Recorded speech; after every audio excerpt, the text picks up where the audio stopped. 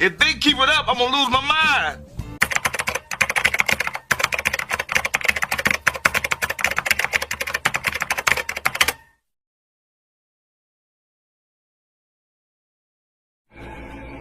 Chris was just telling me how he felt much more comfortable with my being here.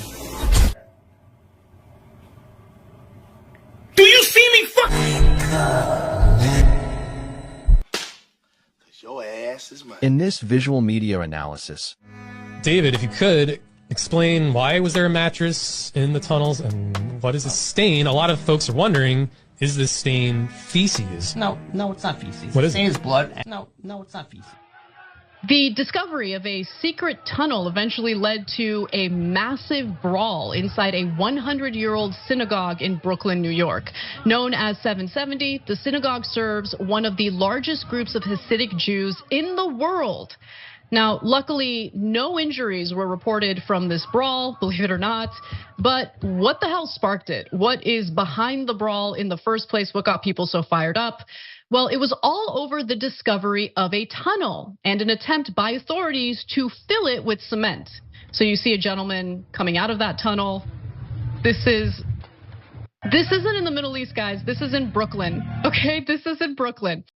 If you haven't heard by now of what I call Mattress Gate or Tunnel Gate, there is a big scandal in New York City. Chaos broke out inside of a Jewish synagogue because of a massive tunnel that was discovered under this historic site in New York City. And when authorities tried to shut it down, sheer chaos ensued from these Jewish guys using it. Wild footage is circulating online showing a frenetic scene Monday at the Chabad Lubavitch World Headquarters in Brooklyn's Crown Heights, serving as the meeting location and place of worship for Orthodox Jews in that area. And it all has to do with this hidden tunnel. Long story short, this underground enclosure leading into this synagogue was stumbled upon last month by people who reported hearing weird noises under their homes. There are reports that a select group from this synagogue were using this tunnel to access a women's bathing area. This viral event literally took social media by storm, starting with this mattress. This mattress is so gross that this would not be on the list of mattresses we used to flip on growing up. Also, what stands out about this mattress is that it's a baby mattress. What were they doing in those tunnels? What were they doing on this mattress to cause this gross stain? We are now joined by David Saltzman, who is a member of the now infamous synagogues in Brooklyn. We've all heard the news story about these tunnels that were discovered underneath this synagogue. And there's a lot of theories going around the internet about why these tunnels exist, a lot of conspiracy theories, wild accusations going on. So we brought David here as a member of the synagogue to set the record straight of any rumors going around why these tunnels exist. Police make a wild discovery underneath a synagogue in Brooklyn. An illegal tunnel found below the Chabad Lubavitch World Headquarters in Crown Heights. All right, Fox 5's Lisa Evers takes a look at how it was discovered. 9 men are facing charges this afternoon after police say they dug a secret tunnel into the sanctuary of the Chabad Lubavitch headquarters in Brooklyn. The men, described by police as extremist students, are accused of digging the tunnel so that they would be able to have access to the sanctuary after hours. And when a cement truck was brought in to fill that tunnel, the men stood in the tunnel, refusing to leave.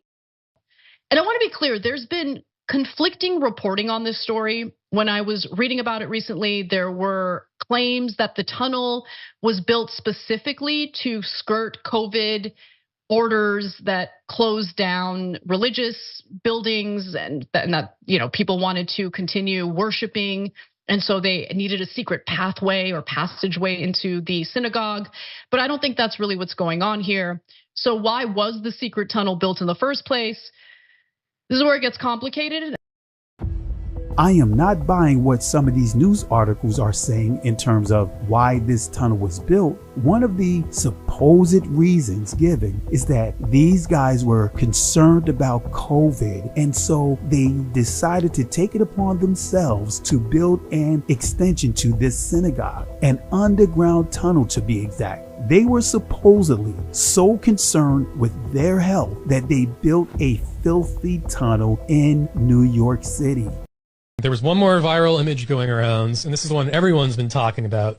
Is this, Dirk just pulled up on screen, stained mattress that was pulled out of the tunnel being carried by members of the synagogue. So there's a lot of crazy conspiracy theories. I don't want to go down any tasteless rabbit holes. But David, if you could, explain why was there a mattress in the tunnels and what is this stain? A lot of folks are wondering, is this stain feces? No, it's not feces. What is Stain is blood, and basically we did rituals. I said that before. There were some rituals that we do in the tunnels, and sometimes the rituals might involve someone who recently died, and we'll bring him down there, and we're trying to do a ritual to bring back the Messiah, which is a Schneerson, if you heard about him on the news. So he died many years ago.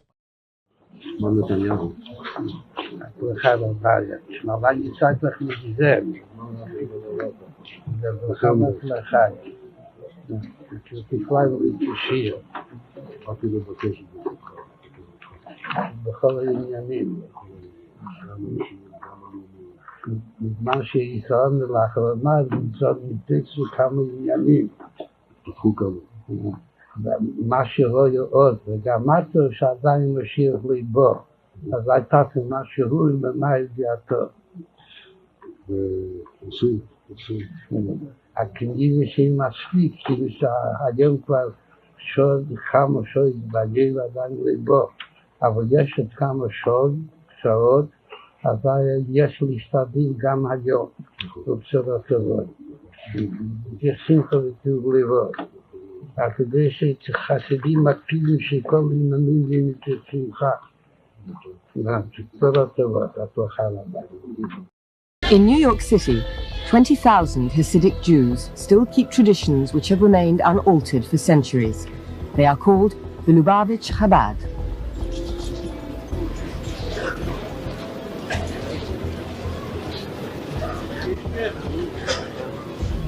The Lubavitch believe that they have the answer to the question, what is a Jew? Or more precisely, what does God expect of a Jew? God expects that a Jew should be someone who sticks rigidly to orthodox practices and to a fundamentalist reading of the Jewish Bible, the Torah.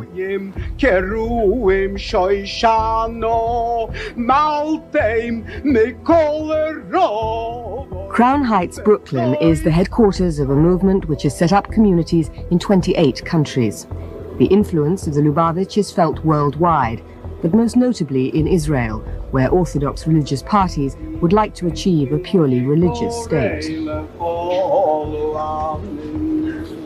Hasidism began in Eastern Europe in the 18th century and was argued over even then. It attracted thousands to its emotional, mystical worship, but existing orthodoxy opposed it. Hasidic life centers on a charismatic leader known as the Rebbe. The Lubavitch Rebbe is Menachem Mendel Schneerson. He's the seventh in a dynasty which stretches back 200 years. He is revered by his followers as father, guru, king, miracle worker, perhaps even Messiah. This action makes clear that Title VI of the Civil Rights Act, which prohibits the federal funding of universities and other institutions that engage in discrimination, applies to institutions that traffic in anti-Semitic hate. So this is a very powerful document that we're signing today, and it's been a very big story over the last number of days when they heard. As you know, they had almost universal support in Congress, and yet they didn't get it done. And this has gone on for years and years. They've almost had universal support, but there was always a roadblock. But this year there's no roadblock because I'm doing it myself. It's much easier. And we have support from many in Congress. This is our message to universities. If you want to accept the tremendous amount of federal dollars that you get every year, you must reject anti-Semitism. It's very simple.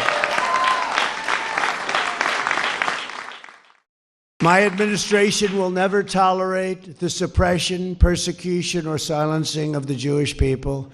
We have also taken a firm stand against the so-called divestment and sanctions movement, or BDS. You know that very well.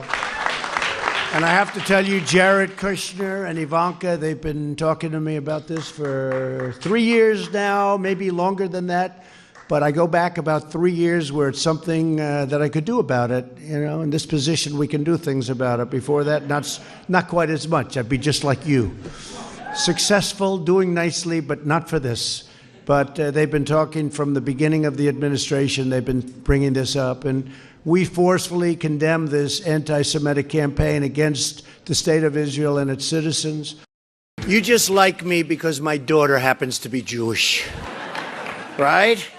She has a great husband, Jared, and I'll tell you what, Ivanka could not be happier, and she's very proud. The only bad news, I can't get her on Saturday. I call and call. I can't speak to my daughter anymore on Saturday, but that's okay.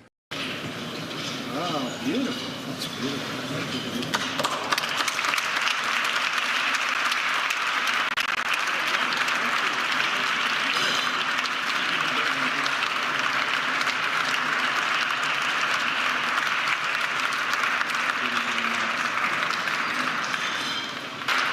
I want to thank my Jewish daughter. I have a Jewish daughter. This wasn't in the plan, but I'm very glad it happened.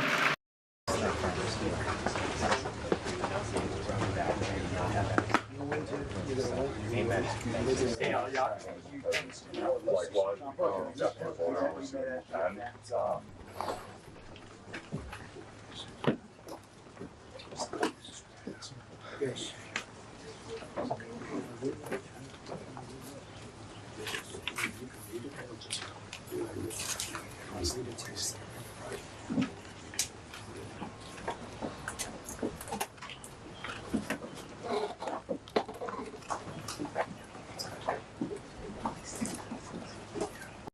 According to the source, Trump was pushed by his daughter Ivanka and son-in-law Jared Kushner to join the faith. At first, Trump resisted, stating it would threaten his base of evangelical Christian voters. However, he had a change of heart and officially converted in early 2017. Should we do that on camera? Absolutely. Sure.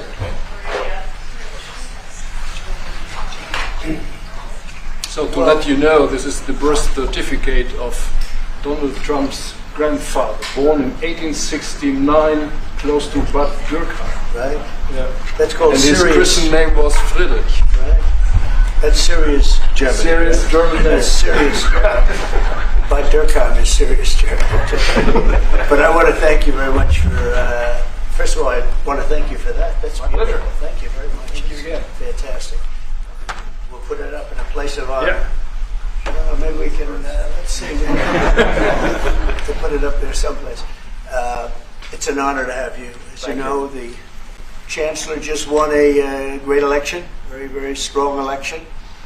Very respected man. I can tell you, we've been on the phone many times talking about some of the problems of the world outside of Germany.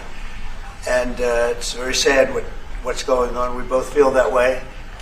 What's going on with Russia, Ukraine, and other things we talk about, but Russia, Ukraine in particular. I'd like to see it end, and maybe it'll end, but we get some news, there'll be some fighting. Something happened a couple of days ago, and now they do a return, and here it goes. It's not good. He's unhappy about it, I'm unhappy about it. But I think eventually we're going to be successful in stopping the bloodshed. It's pure bloodshed. 5,000 to 6,000 young soldiers a week are being killed. You know that those numbers. Yeah, we know the numbers. They're staggering. They're staggering numbers. But Chancellor, I just want to congratulate you, and I want to welcome you to the Oval Office. Thank you. It's an Oval Office that's in very good shape. We like fixing things up and having them tippy-top like they have in Germany. They do that in Germany very much, and we do it here. We're having a very good run. I also had a great election, great win, won everything. Won the popular vote, all 7 swing states, which is a big deal. Yeah. It's pretty unusual to do that. And we have a great mandate from the people, and part of our mandate is we're going to have a great relationship with your country. And sometimes the rituals might involve someone who recently died, and we'll bring him down there, and we're trying to do a ritual to bring back the Messiah, which is a Schneerson, if you heard about him on the news. So he died many years ago, but we have rituals that we believe we can bring him back. And so... so how do these rituals work? Was that the main guy who was sort of instructing on the tunnels? Well, that was a long time. He's like the head. He's the head rabbi, and he's the guy that we look for direction. Right, and the news was saying that he is potentially not passed on. Right, that's right. So we don't know that, so we try to do rituals to try to bring him back. Correct, exactly. So how do these, can you explain the rituals and why does it involve a mattress? I don't want to go into the details of the rituals, but basically we don't put the body on the floor, we put the body on the mattress, and sometimes we might make an incision somewhere on the body and a little bit of blood will come out. But I don't want to go into the details. Yeah, that's fair. Well, you mentioned when we talked on the phone that you brought a book with you. Yes. Is this... Yes, this is the type of book I bought, and this is the type of book that describes different types of rituals and things of that nature. So how does that, like, can you explain the book? Well, it's too detailed to go through the book. You know, it's a detailed book, but I suggest if you have a chance and you want to get the book, you can read it. The Book of Living and Dying. Yes, the Tibetan Book of Living and Dying. So where did you guys learn? You guys use this for the rituals? Is this an ancient Judaism thing? No, we use some different books, and this is one of the books. So how did you, like, learn of this, though? Again, through other members. Okay. And you don't want to get into the ritual at all? Like, so you're laying someone, who are these bodies that you're putting on the mattress? These are basically members of the synagogue who recently passed away. Oh. So they're dead. Right, they're already dead. Oh. You missed that part, Tony? I didn't know if there were people sacrificing their lives or something. No, they're not sacrificing their lives. They died of natural causes or whatever. Oh. And before you bury them in a cemetery, you basically bring them down. Into the tunnel? For a ritual. That's it. It's more like it's not something spoken about, okay? But you can understand, just like other religions or something, when someone dies, they might keep the body in a house. Yeah, you can do that. Yeah, same idea. So it would be no different than some other religion keeping a dead body in the house for a couple of days. They all have different rituals. Well, yeah. So the incision you mentioned, can you describe what's the purpose of that? Well, like I just said before, it's just a ritual, and the incision is just part of the ritual, and hoping to bring back the Messiah. You see, here's I brought some notes, and if you want to really go through it, so that's the book we use. That's the book to bring people from the afterlife. Okay, so if you believe in that, I don't know if you believe in the afterlife. Yeah. Oh, you do? Okay, so if you believe in the afterlife, then fine. Then you believe that many years ago in Egypt there was a method to bring people back from the afterlife, and we're using that type of method. Okay, and the thing is, like, what do you call the ritual itself? Okay, is basically what we believe in is to bring that individual back. And we might read some verses from the book. You know, I'm speaking to you in general. Right. Okay? Yeah, absolutely. I'm not giving it to you exactly. But those are some of the notes I have. You know, we said every person that dies in a ritual, we try to bring him back, the Messiah. Okay. We know the body is soulless. We know it's, and so you once they die, yeah. Right. Do you shroud the body? Do we shroud the body, like cover them up? Yeah. We'll cover them up, bringing them, like, yes, but won't be covered up entirely. Fully. Oh. Correct. Exactly. So that's it. So the blood, like I said, see in my notes here, so the blood's from the incision made in a mattress, and we hope that the Messiah's spirit will come into that. That's what we hope for. Okay, we believe, like you said, you even brought it up, and you know that Schneerson was the Messiah, and we believe in him. He died many years ago, but you said he might be alive, which is possible, and if he's dead, we try to bring him back. If he's alive, let it be. So Dirk pulled up here on screen a wiki article kind of explaining how a sect of Judaism, of the synagogue you go to, they actually believe Schneerson did not die, quote. So is it possible? Right, some believe that. Here's the whole thing. Remember, within the synagogue, within the members, not everyone has the same exact belief. Right. Okay, so there is different levels of Judaism, and there are different levels of Christianity, and there are different levels of everything. So not everyone is considered like when you say Jewish, there were some very religious Jews and some moderate Jews, so forth, and so not everyone has the same exact belief. Some believe that he's dead, some believe he's alive. Right. So you're trying to bring him back with this ritual. Some believe he is back. Does that mean the ritual worked? For those that believe that he came back, then it worked for them. Wow. Yeah. For those that didn't believe, it didn't work for them. Well, that's pretty amazing then. So you guys might have brought back the Messiah on Earth. He's living, the Messiah? Anything is a possibility. Seeing this baby mattress reminded me of a major child abuse scandal that rocked this community years ago. Take a look at these clips and make a note of each reference from their oral law called the Talmud. He was sexually abused by a trusted teacher and then was shunned by his community as he tried to get justice. And Janine, the teen you're about to meet is the first sex abuse victim from New Square to ever seek justice from the courts. He told me that he has the ability to read the palm of my hands.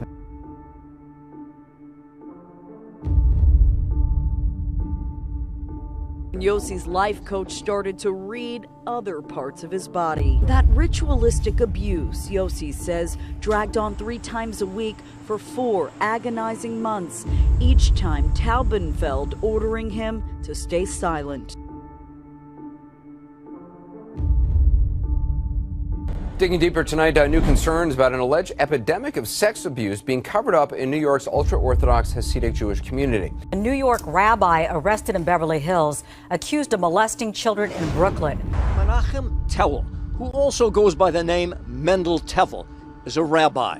During the last year, he's worked here at this Jewish center, JEM, in Beverly Hills, doing outreach work with children and teenagers. And Tuesday, he was arrested here on a warrant from New York, accusing him of 2 counts of criminal sexual acts and 1 count of sexual abuse. I was 7 times a victim of molestation, 7 separate molesters.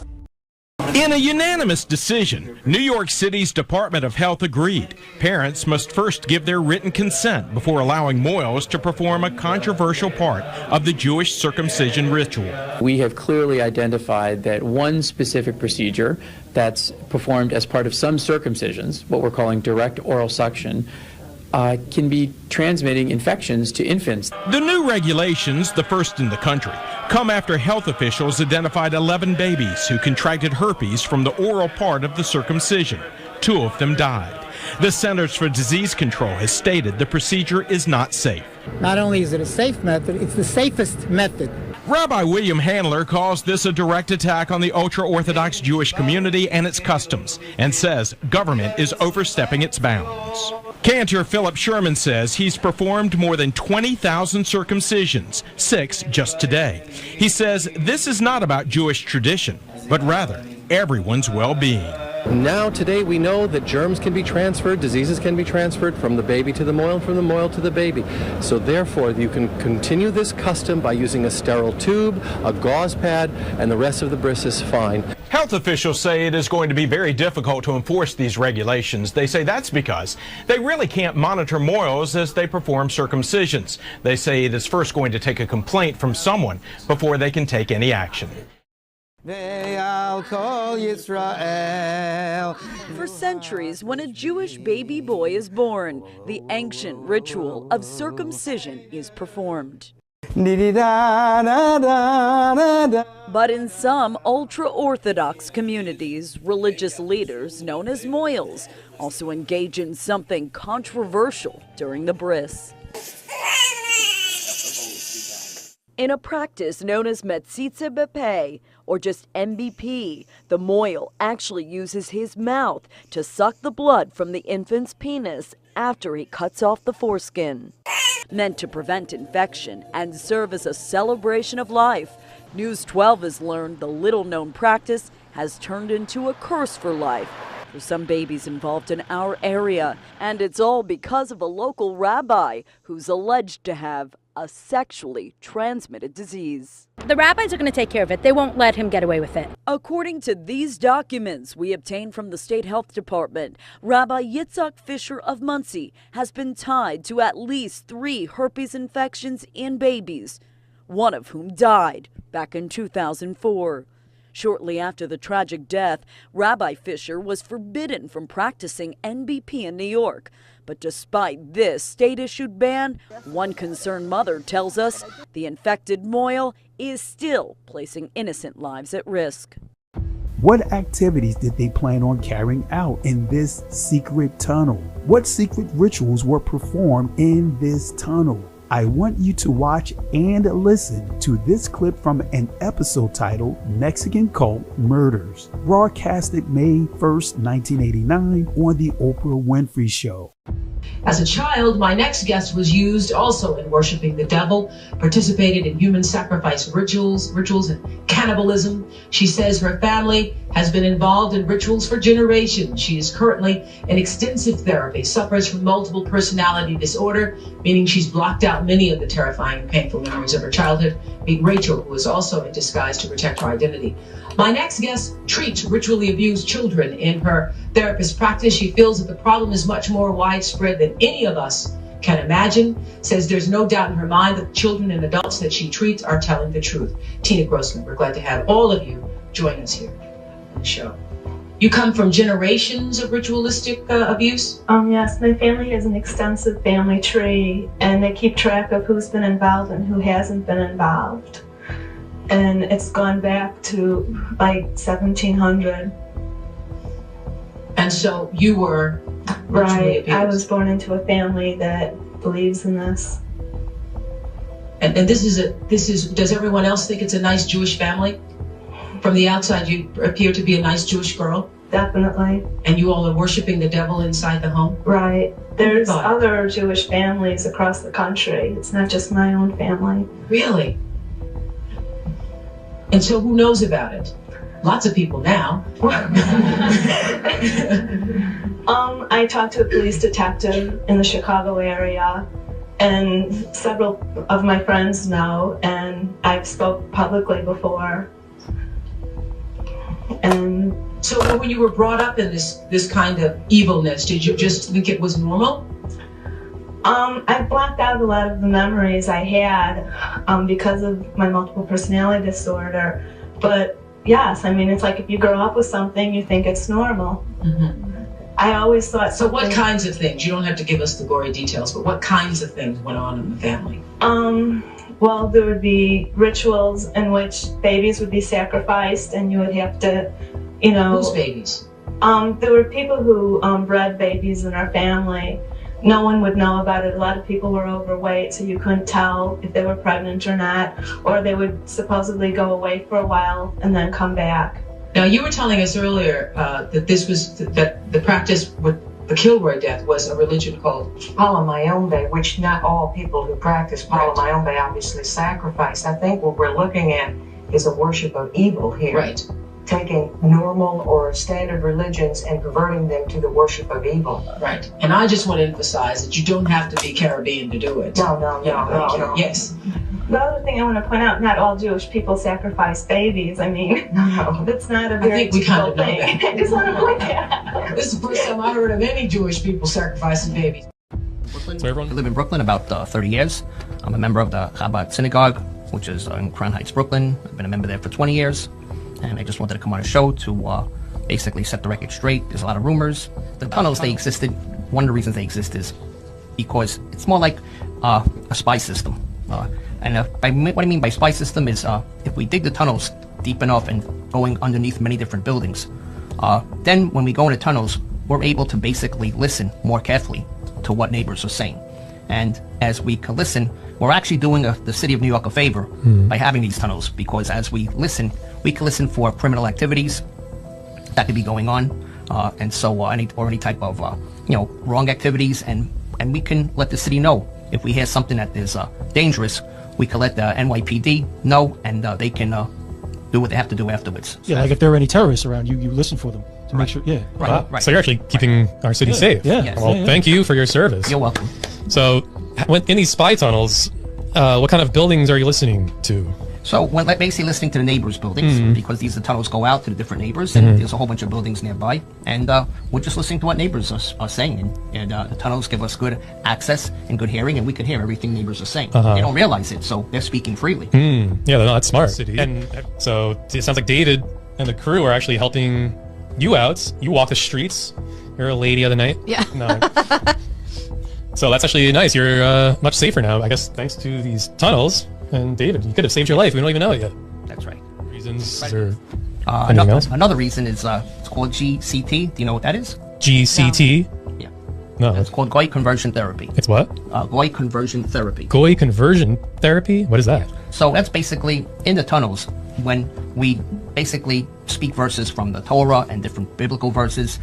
The sound resonates through the grates. It goes through the tunnel, through the grates, and up into the ground. And there are people walking. Now, when people hear these things, to them, they don't see. They just hear, and it's more like subliminal. They're walking in and listening to messages. These messages, you can call it subliminal advertising, and it's basically multiple reasons. One, it tries to convert non-religious Jews to be more religious. Try to convert non-Jews to convert maybe to Judaism, or to make them think that we, the Jews, are the chosen people. Yeah. Well, that is an important message we want to get out to our audience, that the Jews are the chosen people. So the way this works, I mean, this is interesting to me. You said it's GCT, Goy conversion therapy. Yes. So you're speaking through the sewers, you said subliminally? Yeah, well, as we read, the messages go through the grates, and they go into the air, and anybody walking by will hear these sounds, but they don't see anything. They're only listening to them. Yeah. So it's kind of going to their subconscious, you said? Right, subliminal, going through their subconscious. So this is intentional, or do you guys ever, how did you guys come to create this method? A few members got together and discussed it and decided that there would be one way of getting messages across without having to actually have someone stand in front of you. The tunnels exist still. So what you might have heard on the news is that they filled it, but they didn't fill all the tunnels. They probably just filled certain pieces of the tunnel, because the tunnels are extensive. It's an extensive system. Really? So they might have just filled pieces of it. Yeah. Okay. How extensive are they? They run through, I would say, not just on our street, but they run across the street, underneath the street, and they run into other streets. And so I wouldn't say they're not miles long, but they run in different directions and a few hundred feet long. Yeah, wow, that's pretty amazing. It sounds like they're bigger than we initially thought. Initial reports were kind of like that it was only like 60 feet or so, but it sounds like the news said 60 feet long by 8 wide by 5 tall. So it sounds like maybe the cops that broke in didn't even see the whole depth of how deep it really goes. Right, they probably didn't. They didn't see the entire depth, and the same thing with the news. They don't see everything. It's just sometimes the news people aren't even in the tunnel. They're taking information from someone else, from a third party. So that's why you can't always believe in the news and what you're reading, because it's not always accurate. You'll find tunnels in upstate New York. You'll find tunnels in Florida, in Boca Raton, Florida. You'll find some tunnels in Miami. So you'll find tunnels in a number of different areas throughout the U.S. So this isn't even like an anomaly in New York. You guys are doing this everywhere you guys go. Yeah, you'll find them in different Jewish communities throughout the U.S. That's pretty cool. Yeah. I mean, it's something interesting. I think it's interesting. I mean, do these tunnels connect in between cities, or is that something you really can't? No, they're just really independent. Oh, okay. They're independent. They don't connect from city to city. And what is the community like now after all of this has broken loose and all the media? How are you able to now go in and do your worship or whatever it is you need to do there with all of this disruption? I mean, right now it's disruptive, so it's a little bit hard. But as soon as things calm down and it's out of the news, it'll be back to normal. Yeah. Okay. Yeah, it must have disrupted kind of your flow with the tunnels, all this drama. Yeah, all those police officers. For now it did. That was scary. But like anything, like the news. Things are in the news for a couple of days, and then after that you don't hear from it anymore. Yeah. Dirk, so we actually have a video of footage taken from one of the police officers, as we just mentioned, who went into the tunnels. So Dirk's pulling up on screen here. So this is actually footage taken from one of the police officers that recently broke into the synagogue tunnel system. And let's see, and David could show us around, I guess. Well, okay, so let me hear what you're looking at. Yeah, pause it a second. Okay. Dirk, yeah, so what was... I mean, if you go through, if you see the video itself, you can see, I mean, right here you have just a room you can keep storage, you can keep out, there's food in a box if you see. Maybe that's something of what we ate down there and we left the food there. So you can see when going down there to eat something, and then when we're done, we'll just leave it in a box. So you get the general idea. Yeah, that's kind of nice. All right. Papers and so forth. Yeah, I mean, it looks kind of cool, actually. So let's continue playing here. So now walking through. Yeah, if you see anything you want us to stop on that's notable. Right, so that's it. So then he's going down deeper underground. Okay, and you'll find different spots. You'll see different... Pause it here, actually. Let's... Right, so I mean, what you can see here is you can see, like, it looks like further down, like, digging, like he was going to... I mean, not saying we did, but thinking of possibly putting some type of pool or something down there, some water down there, and you can see it gets deeper. Okay, but it was filled in for some reason, so we didn't go through that. Yeah, a pool would have been fun. Like a nighttime pool. I mean, every time I went into a pool at night, it was always the best. So like a pool in a tunnel would actually be really kind of atmospheric and romantic kind of. It's a cool vibe. And is that the word that you would... Do you use the word tunnel? Is there a special name for it? Well, I mean that's what the media uses, but you know. Oh, you have your own. Right, we have our own. But I mean, other than that, that's what I mean, from definition of what you know, that's what a tunnel would look like. Right. An underground system. Yeah, but is this more of like a sacred, holy spot for you guys? Right. Or? So that's more to that. Right. Correct. Okay. Exactly. So it's not really just like a tunnel to you guys. This is like a holy spot. Right. Correct. It's more for us, more holy, but people wouldn't understand it. That most people understand the word tunnel. True. They would understand that. Like, you would understand tunnel. You wouldn't understand if I went through details. It'd go beyond what you know. So it's easier just to say tunnels. Right. All right, yeah, let's keep playing through this and see if there's anything else notable here. Looks like they have like clothes on a closet here. So you see people, we see clothes put down there. I mean, it depends on what's going on and what the situation is. Maybe changing of clothes for certain rituals and so forth, and they're just leaving the clothes there. Are there bathrooms down there? Well, if you look before, if you look before the video started, there was some bathrooms. Oh, okay. Yeah, I think I actually did see stalls, bathroom stalls. All right, let's keep playing through. And so is the tunnel area just as sacred as what upstairs is? Well, there's parts of the tunnel area that are sacred for rituals and so forth. Yes. Interesting. All right, let's continue through. Let's pause it here. All right, yeah. Like, what's actually, it's a little blurry. I can't really see myself what you. Yeah, it's hard to tell. Right. I mean, if you're looking, I mean, it looks like a baby chair or something. Yeah. Over there. So I mean, like I said before, sometimes we'll bring children down if they're crying and you know, we don't want the child to interrupt the services, so we bring them down there. So where would you guys kind of eat? You mentioned like a spa too. Where would that usually take place? Is that in this video or no? I mean, you could eat wherever you want to eat. It's not that's a certain particular area, but wherever you feel like congregating and eating, you can. Is it for men and women? Mainly the men are separate. The men are all in the tunnels. There's no women down there. All right, let's continue here. Looks like office chairs. I guess you guys do business under here. Right, so you can see just by looking at the videos, there's different things. You know, this is over years, so understand these are things that are left there for over years. And what is it? Pause it here.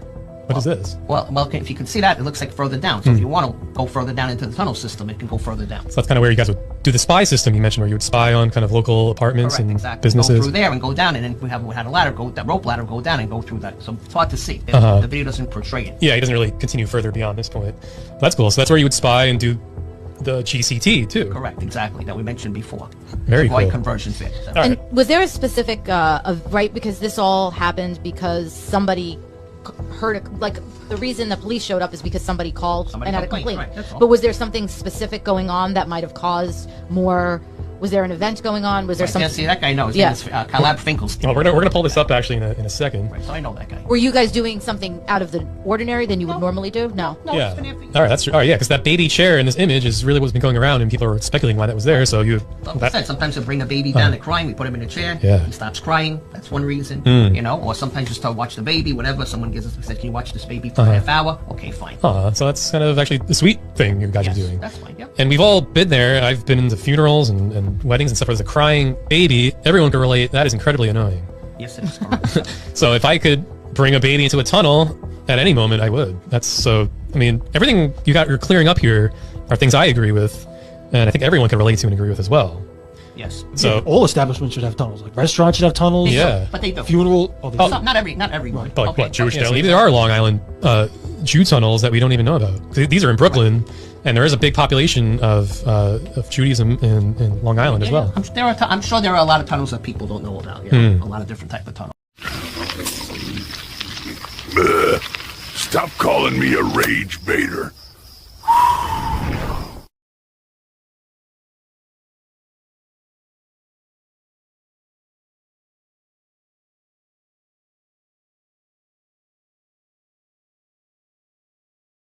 For glory's sake. For vengeance' sake.